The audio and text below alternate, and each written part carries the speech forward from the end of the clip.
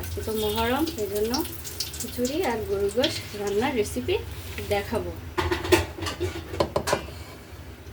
একসাথে রান্না করা। আগে থেকে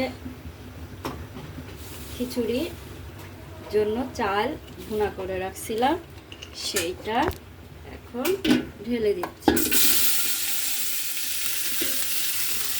পুরোটা।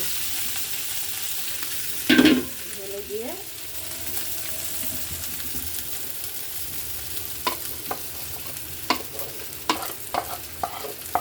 এরপর মাংস দিয়ে দিব।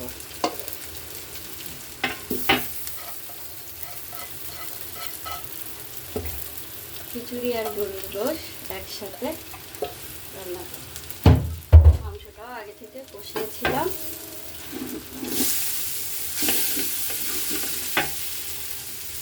মাংসটাও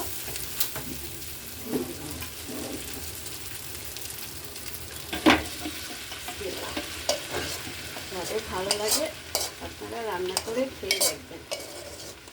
এটা হলো আমি সব কিছু করেছি সময়ের সাপেক্ষে, তাড়াতাড়ি আগে থেকে কষাই নিছি, নিয়ে এখন এটাকে মিক্সার করব,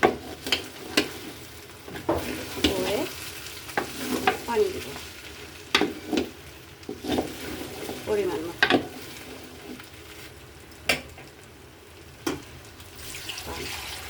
গরুর মাংস দিয়ে খিচুড়ি, যেহেতু আজকে মহরম, সবাই ভালো মন্দ খায় দেয়।